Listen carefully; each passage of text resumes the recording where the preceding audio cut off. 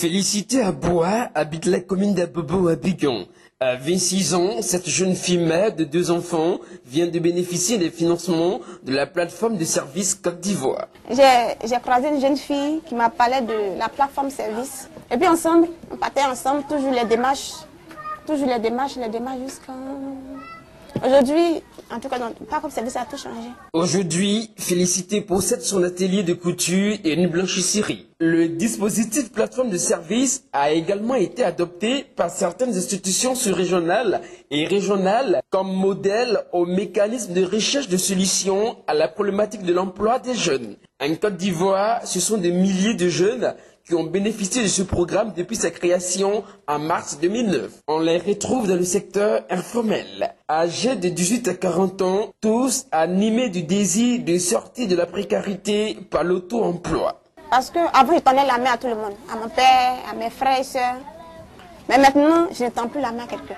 La plateforme se développe à partir des réalités socio-économiques des territoires, des potentialités de développement territorial et un appui aux collectivités locales, ce qui constitue une offre de services de proximité et participe à la dynamique de décentralisation mise en œuvre par le gouvernement ivoirien. Aujourd'hui, la plateforme de services est implantée sur l'ensemble du territoire ivoirien, placée sous la tutelle du ministère de l'Emploi jeune. Nous avons fini au mois de février dernier la 8e édition de notre forum qui a porté sur les plans d'émergence en Afrique. Et une des recommandations de ce forum était d'organiser la 9e édition à Cotonou au Bénin, parce qu'elle correspond évidemment à la fin du mandat du président de la République, qui a eu à beaucoup faire en sa qualité de président de l'Union africaine, mais également et surtout de l'UEMOA. Cela va porter sur l'intégration économique en Afrique. Cela nous permettra également de rendre hommage au secteur privé béninois et surtout au patronat, mais également et surtout à Madame la présidente du FOGECA Bénin, Madame Moubaraka Akinocho. Et aujourd'hui, nous avons la confirmation de l'Algérie, donc de plusieurs pays africains qui sont prêts à venir faire le déplacement de Cotonou. Je pense que cela va être très important. Cela permettra quand même au secteur privé béninois d'échanger avec le reste de l'Afrique, mais également cela permettra aux Africains de venir s'imprégner de la réalité béninoise et voir dans quelle mesure ils pourront contribuer à l'investissement ici au Bénin.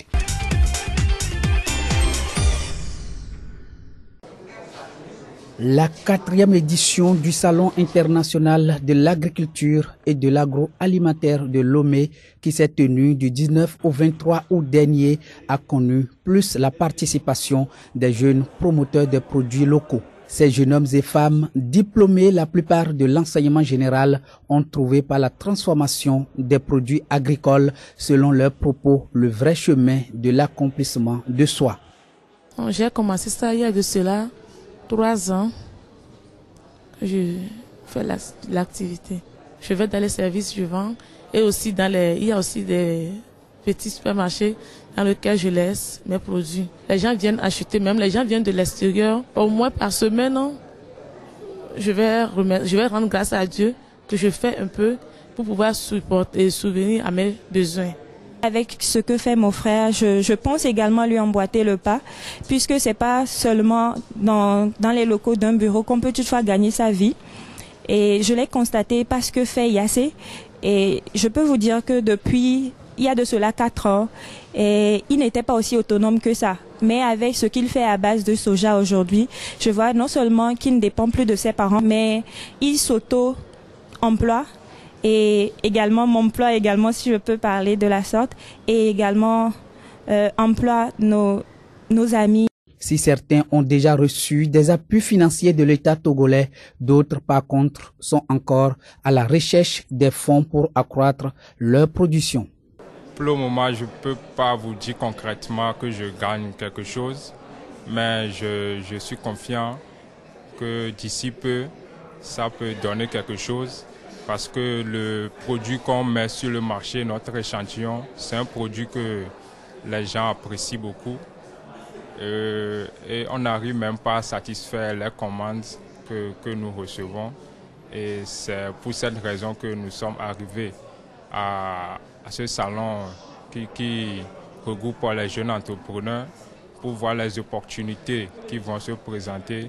Selon ces jeunes, la promotion de l'agriculture et de la consommation des produits agroalimentaires locaux restent les seuls moyens de lutte efficace contre la pauvreté au Togo et en Afrique en général.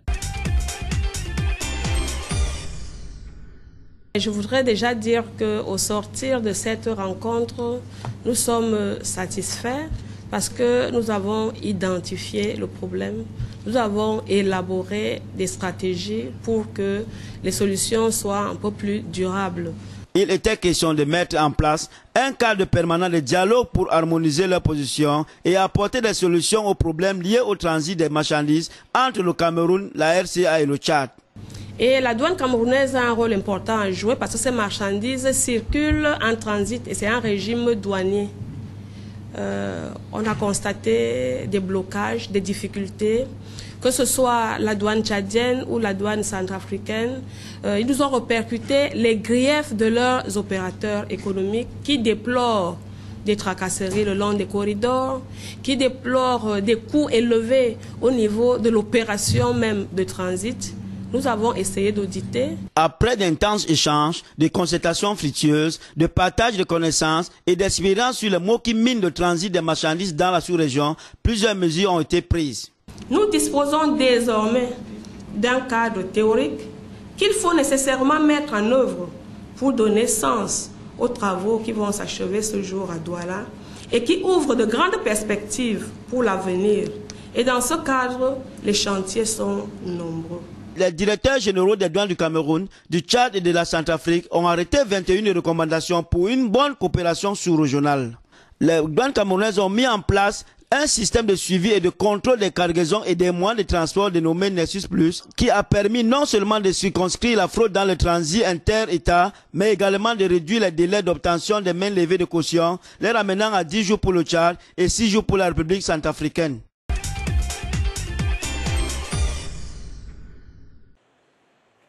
La société de production d'huile de palme et des produits dérivés, Eco Oil Energy, évoluant dans le secteur agroalimentaire et de l'agro-industrie, veut s'inscrire parmi les entreprises congolaises, partenaires du gouvernement congolais dans son programme d'industrialisation et de diversification de l'économie. La société qui développe dans les départements de la Sanga et la Cuvette la production d'huile de palme, savon et de margarine a reçu la visite du président de la République du Congo, Denis Sassou Nguesso.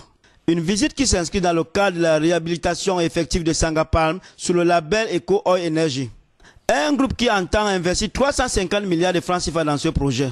Ce projet tient sur deux phases, à savoir une phase agricole et une autre industrielle. Le second volet de leur activité est marqué par le lancement de la première chaîne de cette usine à Mokeko, avec une capacité de production de l'ordre de 6 000 bouteilles d'huile de palme d'1 litre par heure et de 1000 bouteilles de 5 litres par heure. La Sangapalm, c'est aussi pour nous 300 logements entièrement équipés pour le personnel, plus de 3 000 emplois directs et 5 000 emplois indirects. À terme, permettant ainsi de résorber la problématique du chômage des jeunes tant décriée. En attendant d'atteindre sa vitesse de croisière estimée à 6 000 bouteilles d'huile de palme par heure et à 2 tonnes de margarine l'heure, Eco Oil Energy destine sa production au marché local. La production sera pour le marché local, mais le Congo étant frontalier avec de nombreux pays de la sous-région qui ne possèdent pas de telles lignes de production, notamment dans la margarine, il est probable que ces produits soient dans l'avenir exportés.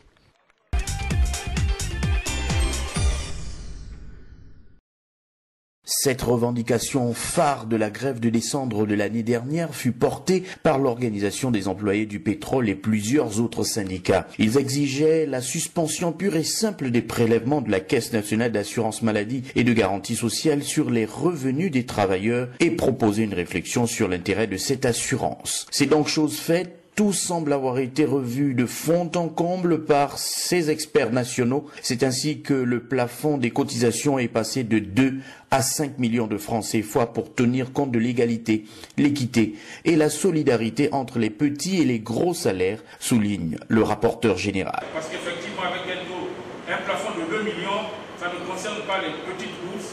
Les 5 millions, c'est pour englober un maximum de contributeurs dans les plus gros salaires.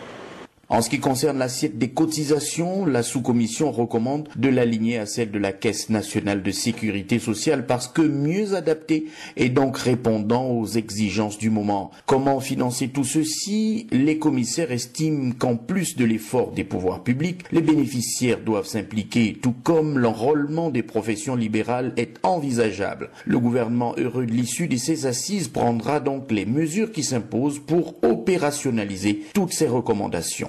Maintenant, il nous revient tous de nous engager résolument dans le même esprit de concertation afin de garantir une meilleure couverture sanitaire des populations, quel que soit le statut de chacun.